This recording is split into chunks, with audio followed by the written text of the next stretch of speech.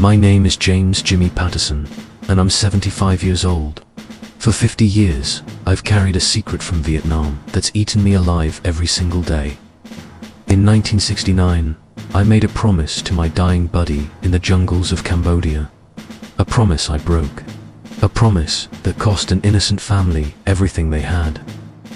Today, I'm finally ready to tell the truth about what really happened in Firebase Charlie, and why I've been living a lie ever since. I was 19 when I got drafted in 1968. Just a farm boy from Nebraska, who'd never been further than Omaha. My ma cried for 3 days straight when that letter came. Boot camp at Fort Benning was hell, but nothing compared to what waited for us in Southeast Asia. They flew us into Saigon in July '69, 40 degrees. Humidity that felt like breathing through a wet towel, and the smell. Christ, the smell of that place never leaves you. I was assigned to the 25th Infantry Division, Bravo Company. We were just kids, most of us. Tommy Rodriguez from Texas, barely 18. Danny O'Brien from Boston, always talking about his girl back home. And then there was Marcus Washington from Detroit, my foxhole buddy, my brother in every way that mattered. Marcus was 20, built like a linebacker, but gentle as a lamb when he talked about his little sister Keisha back home. He carried her picture everywhere, a gap-toothed 8-year-old in pigtails who wrote him letters every week in crayon.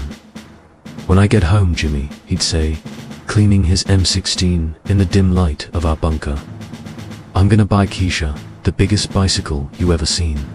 Pink with streamers and a bell that rings like Christmas morning." That bicycle became our hope. When the mortars were falling and we were hugging mud, praying to any god who'd listen, Marcus would talk about that pink bicycle. It kept us sane. Firebase Charlie was a godforsaken outpost 50 clicks from the Cambodian border, surrounded by triple canopy jungle so thick you couldn't see 10 feet in any direction. Charlie Company had been taking fire for weeks. The Viet Cong knew every trail, every tree, every hiding spot. We were sitting ducks, and they were picking us off, one by one. Sleep. Forget about it.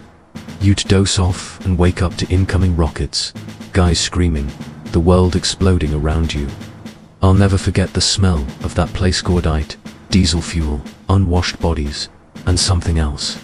Something sweet and terrible that you learn to recognize real quick in a war zone. Death has its own smell, and it was everywhere. We'd been there 3 weeks when the order came down. Long-range patrol into Cambodia. Intel said there was a major supply route running arms to the VC. 12 of us, including Marcus and me, were supposed to find it and call in airstrikes. Marcus didn't want to go. Hell, none of us did. But he'd been getting letters from home, bad news. His mama was sick, couldn't work. The bills were piling up. His little sister, Keisha, wasn't getting enough to eat. "I gotta make it home, Jimmy," he said, the night before we shipped out Keisha's, depending on me. I promised her I'd come back and take care of her. He showed me a new letter, written in that same crayon handwriting. "Dear Marcus, Mama says you're a hero. When you come home, can we still get that bicycle? I've been practicing riding Tommy's bike next door. Love, Keisha." I can still see that letter, creased from being folded and unfolded 1,000 times. Marcus kissed it and tucked it into his helmet. "That's my lucky charm, brother. Long as I got Keisha's words, ain't nothing gonna happen to me." We humped into Cambodia at 5 o'clock hours, moving single file through jungle so thick the sunlight barely penetrated. Point man was Tommy Rodriguez, then Danny O'Brien with the radio, then Marcus, then me. The heat was unbelievable, 40 degrees, humidity you could cut with a knife. Our fatigues were soaked through in minutes. Every step was agony, but you kept moving because stopping meant dying. We'd been walking for 6 hours when Tommy held up his fist to me. Contact. Through the undergrowth, we could see them. NVA regulars, maybe 20 of them, moving supplies along a hidden trail. Lieutenant Morrison whispered into the radio, calling in coordinates for a B-52 strike. We were supposed to observe and report, not engage. But wars don't follow plans. I don't know who fired first. Might have been one of ours. Might have been Charlie. But suddenly, the jungle exploded. AK-47s chattering. M16s returning fire. Grenades popping like deadly firecrackers. The B-52s were still 20 minutes out, and we were outnumbered 2-1. Morrison took one in the chest in the first volley. Danny O'Brien was screaming into the radio for medevac, but the LZ was too hot. That's when Marcus did what Marcus always did. He stood up and started laying down covering fire, so the wounded could be pulled to safety. Always the protector, always thinking about others first. I can still see him, crouched behind a fallen log, his M16 spitting flame, that picture of Keisha tucked into his helmet band. He looked back at me and actually grinned in the middle of that hellfire.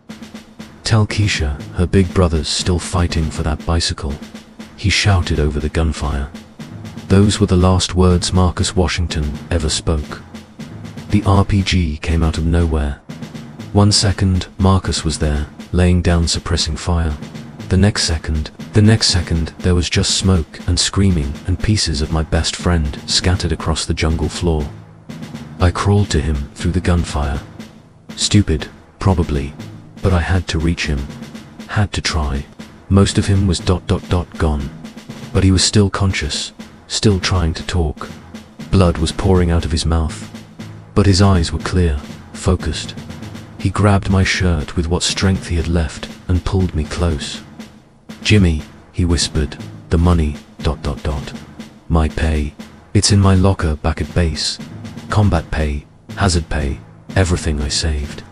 $700. $700.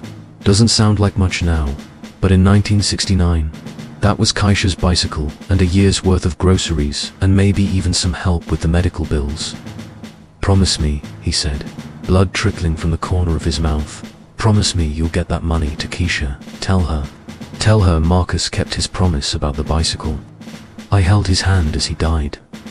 Right there, in the Cambodian jungle, with bullets flying over our heads and the world burning around us.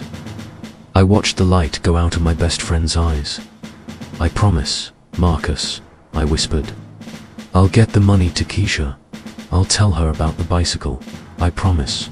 The B-52s arrived 10 minutes later and turned that patch of jungle into a moonscape. We medevaced our wounded and carried our dead, including Marcus, to the LZ. I kept his letter from Keisha. Kept it because I was going to need it to find her when I got home. Kept it because it was all I had left of my brother.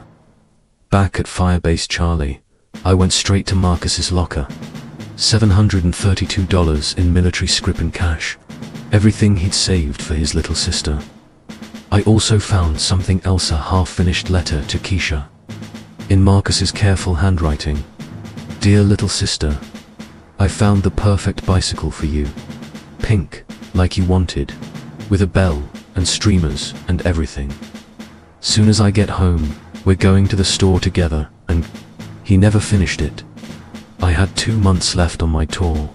2 months to figure out how to get home to Nebraska, then to Detroit, then to find one little girl named Keisha Washington and give her the bicycle money her brother died trying to save. But wars mess with your head in ways you don't understand until later. I was drinking too much, sleeping too little, jumping at every sound. What they call PTSD now, we just called being fucked up back then. I got wounded 3 weeks before my tour ended, shrapnel in my leg from a mortar attack.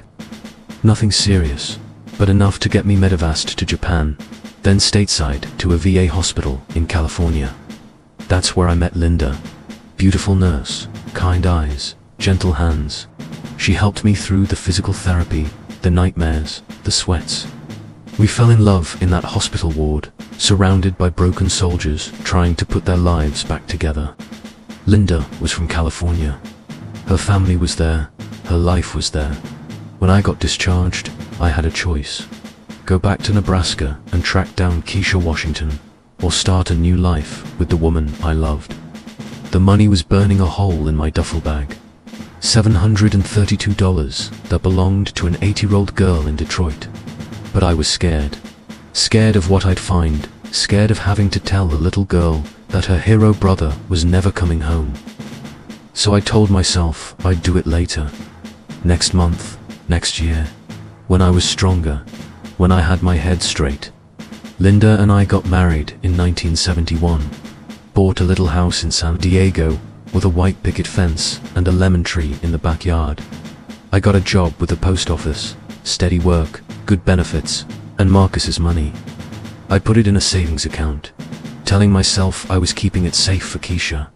Adding to it, even with interest, it would be worth more when I finally found her. But months turned into years, and years turned into decades, and I never made that trip to Detroit.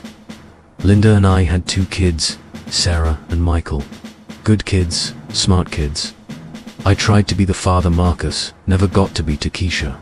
But every Christmas, every birthday, every time I bought my children bicycles or toys or anything that made them happy, I thought about that little girl in Detroit who was still waiting for her brother to come home. The guilt ate at me like cancer. I'd wake up in cold sweats, not from war nightmares, but from dreams about Keisha. In my dreams, she was still 8 years old, still waiting by the window for Marcus to walk up the front steps with her pink bicycle. I tried to tell Linda about it once, maybe 15 years into our marriage. But how do you explain that you stole money from an orphaned child? How do you tell the woman you love that your whole life together was built on a broken promise to a dead man? The savings account grew. 700 became 1,000, then 2,000, then 10,000. Compound interest and my guilty contributions, like I was paying penance to a god who wasn't listening. I kept Marcus's last letter to Keisha in my wallet for 30 years. Kept it until the paper was worn soft as cloth, the ink faded, the creases threatening to tear it apart. Linda found it once while doing laundry and asked about it. Just something from Vietnam, I told her. Nothing important, but it was everything important. It was the promise I'd made to my dying friend, the promise I'd broken every day for 30 years. By the 1990s, I'd convinced myself it was too late.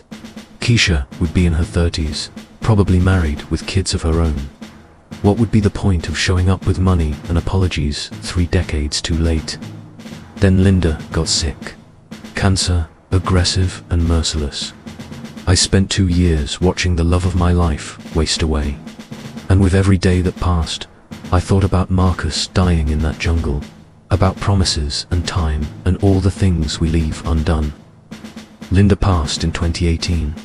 At her funeral, looking out at all the people whose lives she'd touched, I realized I'd spent 50 years being the man she deserved instead of the man Marcus needed me to be. After Linda's funeral, I couldn't sleep, couldn't eat, couldn't do anything but think about that little girl with the gap-toothed smile who'd been waiting half a century for news. Of her brother, I hired a private investigator.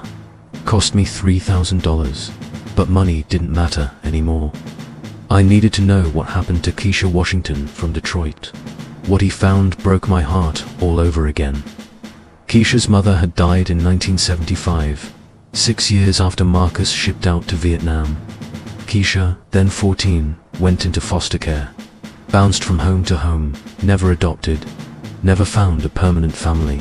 She'd dropped out of high school at 16, pregnant with her first child. The investigator found records of her struggling through her 20s and 30s welfare. Food stamps, minimum wage jobs that barely paid the rent. But here's the thing about Keisha Washington. She never stopped believing in her brother. The investigator found a newspaper clipping from 1985. Detroit Free Press. Keisha, then 24, had organized a Memorial Day service for Vietnam veterans in her neighborhood. In the interview, she said, "My brother Marcus promised he'd come home, and I believe promises matter. Even if he can't come home himself, his memory can." She'd named her oldest son Marcus Jr., told him stories about his uncle, the hero who died fighting for freedom in a jungle on the other side of the world. By 2019, Keisha was 58 years old, working as a home health aide, taking care of other people's elderly parents because it was the only steady work she could find. She was living in a small apartment in Detroit, still in the same neighborhood where she'd grown up, waiting for Marcus to come home. The investigator gave me her address: 1247 Maple Street, apartment 3B, a 10-hour drive from San Diego, or a 2-hour flight. I sat in my car outside that apartment building for 3 hours before I got up the courage to knock on her door. Keisha answered the door, wearing scrubs she'd just gotten home from work. For a moment, we just stared at each other. 50 years elapsed in an instant. She looked exactly like Marcus around the eyes. Same kind expression, same gentle strength. Her hair was grey now, lines around her face that spoke of a hard life, but when she smiled, I saw that gap-toothed 8-year-old from the photograph. "You're Jimmy," she said softly. "Marcus is Jimmy. I can tell from the way you're looking at me." "How did you know I'd come?" I asked. "Because Marcus told me you would. In his letters, he always talked about his foxhole buddy, Jimmy from Nebraska. Said you were the kind of man who kept his promises." I broke down right there on her doorstep. 50 years of guilt and grief came pouring out of me like a dam bursting. "I'm sorry," I sobbed. "I'm so goddamn sorry, Keisha. I promised him I'd take care of you, and I failed. I failed him, and I failed you." She invited me in, made me coffee, let me cry until I had no tears left. Then she sat across from her kitchen table and waited for me to tell her about her brother's final moments. I told her everything. About the patrol, about the ambush, about Marcus's last words, about the letter he'd been writing to her, about the bicycle money, about the promise I'd made and broken. When I finished, I pulled out my checkbook. That savings account had grown to almost $60,000 over 50 years. "This is what Marcus saved for you," I said, writing out the check with shaking hands. "It's not enough, it'll never be enough, but it's what he wanted you to have." Keisha looked at the check for a long time, then folded it carefully and set it aside. "Jimmy," she said, "Marcus didn't die for money. He died believing that the people he loved would take care of each other. You did take care of me. How can you say that? I abandoned you. I left you in foster care while I built a life with money that should have been yours." "No," she said firmly. "You lived. You built a family, raised children, loved a woman. That's what Marcus would have wanted for you. That's what he died protecting, the right for people like you to go home and live good lives." Keisha and I spent the next 3 days together. She showed me around Detroit, introduced me to her children and grandchildren. Marcus Jr. was 34 now, a Detroit firefighter with 2 kids of his own. "Tell me about Uncle Marcus," he said over dinner. "Mum's told me stories, but I want to hear from someone who was there." So I told him about his uncle's courage, his kindness, his dreams of coming home to buy his little sister a pink bicycle. I told him how Marcus died saving his squad mates, how he was the bravest man I ever knew. The next morning, Keisha and I went to the cemetery where her mother was buried. She placed flowers on the grave and introduced me. "Mama, this is Jimmy Patterson. Marcus is Jimmy. He came home to tell us about our boy." As we stood there in the morning sun, Keisha reached into her purse and pulled out something I hadn't seen in 50 years. The crayon letter she'd written to Marcus when she was 8 years old. "I kept all his letters," she said. "And I kept this one too, the one I never got to send because he died before it reached him." The letter was exactly what you'd expect from an 8-year-old. Misspelled words, backward letters, a drawing of a stick figure bicycle. But at the bottom, in careful crayon letters, she'd written, "I love you, Marcus. Please come home safe." He did come home safe, I told her. He came home in the heart of every soldier who remembered his sacrifice. He came home in the son you named after him, in the grandchildren who carry his blood, in the stories that keep his memory alive. And he came home in you, Jimmy. He sent you to me, just like he promised. 50 years late, but right on time. Today, I'm 75 years old. Keisha is 60.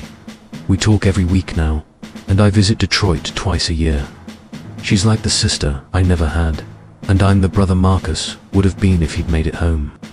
She used the money to buy a house, real house with a yard where her grandchildren can play. There's a pink bicycle in the garage, waiting for Marcus Jr.'s daughter to grow into it.